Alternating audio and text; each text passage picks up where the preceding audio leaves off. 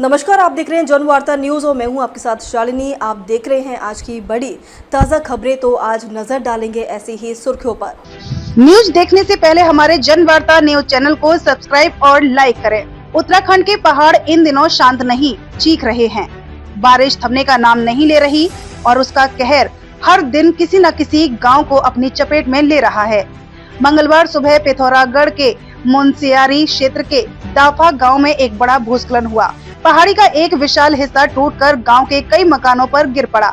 आवाज सुनते ही ग्रामीण जान बचाकर भागे, लेकिन मकानों में रखा सारा सामान मलबे में दब गया। खुशहाल सिंह, मोहन सिंह, उमेश सिंह और केशर राम जैसे ग्रामीणों के घर पूरी तरह क्षतिग्रस्त हो गए हैं। बागेश्वर जिले के गोरेसाड़ी गांव में भी बारिश आफत बनकर टूटी। सड़क चौड़ीकरण के बाद बिना सुरक्षा दीवार के छोड़े गए पहाड़ों से भूस्खलन हुआ और मलबा सीधे भूपाल राम के घर पर जा पहुंचा। घर का आंगन बह गया है और पूरा मकान अब खतरे की जद में है। इधर उत्तरकाशी के धराली गांव में बादल फटा, पूरा गांव तबाह हो गया। हरसिल में सेना के कैंप पर भी बादल फटा, लेकिन सेना के जवान 10 मिनट के भीतर मौके पर पहुंचे और 135 से ज्यादा लोगों को सुरक्षित बाहर निकाल आए। मुख्यमंत्री पुष्कर सिंह धामी ने हेलीकॉप्टर से धराली और हरसिल का दौरा किया और प्रभावितों से मिले। उन्होंने भरोसा दिया कि किसी भी पीड़ित को अकेला नहीं छोड़ा जाएगा। कुमाऊं मंडल में 71 से ज्यादा सड़कें बंद हैं। नैनीताल, रामनगर, चोर गलिया और कई क्षेत्रों में यातायात पूरी तरह बाधित है। कई मार्गों पर मलबा हटाने का काम तेजी से जारी है। मौसम विभाग ने अगले 18 घंटों के लिए 13 जिलों में रेड अलर्ट जारी किया है। भारी बारिश, आंधी और बिजली गिरने की आशंका बनी हुई है। जनवार्ता न्यूज आपसे अपील करता है, सुरक्षित रहें, अनावश्यक यात्रा से बचें और केवल अधिकृत सूचनाओं पर भरोसा करें।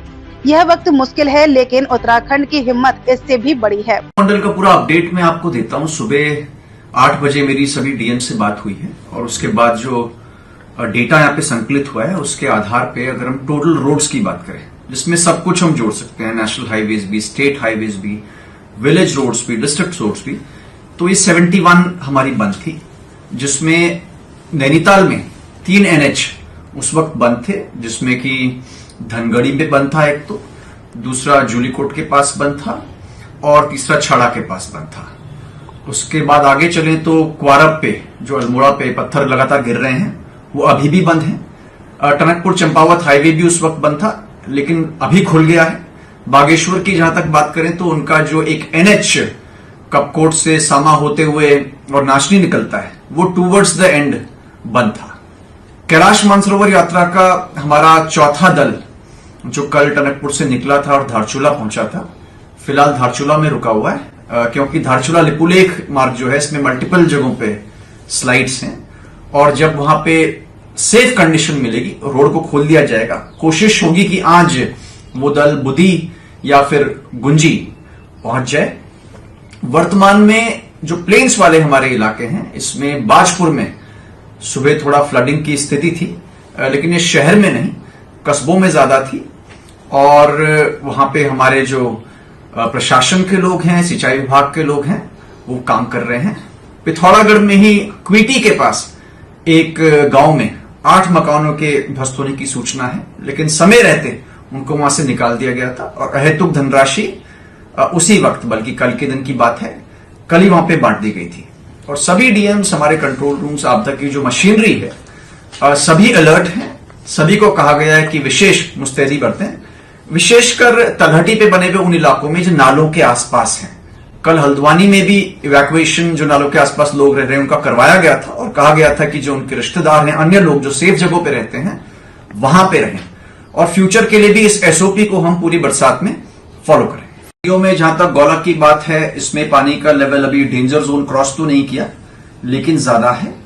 इस पे नियंत्रण हमारा है, उसको हम देख रहे हैं। इससे मेन प्रॉब्लम आती है हमारी जो मैदानी इलाके उधम सिंह नगर के हैं, वो फ्लड होते हैं। धारी ओखलकांडा में जब बारिश होती है तो सीधा इम्पैक्ट इसका सितारगंज और खटीमा पे आता है, तो वहां पे हमारे जो SDM से इरिगेशन डिपार्टमेंट है, ये इसको मॉनिटर कर रहे हैं और ये वहां के जो रिस्पेक्टिव SDMs हैं धारी के, उनसे टच में भी रहते हैं। जब बारिश होती है और बढ़ती है तो ऐसे इलाके जो डूबते हैं, जहां घरों पे पानी आता है, उनमें वैकल्पिक बिल्डिंग्स को हमने चिन्हित किया हुआ है। यदि जलस्तर बढ़ता है तो वहां पे लोगों को हम भेज देंगे। अस्थायी कैंप्स बने हुए हैं, वहीं पे खाने पीने का इंतजाम हो जाएगा। पिछली बार भी बाढ़ में यही किया था और उसकी तैयारी हमारी ओर से है। पहली अपील तो मेरी उन लोगों से है जो ऐसे इलाकों में रहते हैं कि जहां पे नदी नाले पास में है। यदि वो डेंजर जोन में है, किसी तरह का एंक्रोचमेंट है, तो पहला निवेदन तो मेरा यही है कि उन इलाकों में, उन घरों में जब बारिश होती है कम से कम वहां पे ना रुका जाए। दूसरा निवेदन मेरा यह भी है कि जब तेज बारिश होती है, अगर बहुत आवश्यक काम आपका नहीं है तो वन शुड अवॉइड ट्रैवलिंग, हमें नहीं निकलना चाहिए। तीसरा मेरा यह भी निवेदन है कि बहुत सी जगहों में, पहाड़ में 9-10 जगहों पे हम गरारियों पे ट्रैवल करते हैं। यद्यपि वहां पे हमने होमगार्ड्स लगाए हुए हैं, पीआरडीएस लगाए हुए हैं, लेकिन ऐसे मौसम में थोड़ा एक्स्ट्रा चलना मुझे लगता है समझदारी होगी और गरारियों को भी हमें इस बीच अवॉइड करना चाहिए।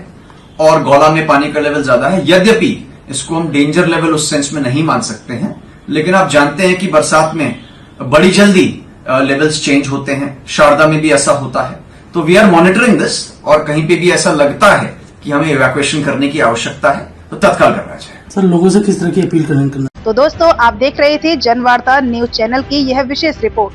हमारा जनवार्ता न्यूज चैनल आपको पसंद आया हो तो हमारे चैनल को सब्सक्राइब, लाइक, शेयर और कमेंट करें। बेल आइकन दबाना ना भूलें।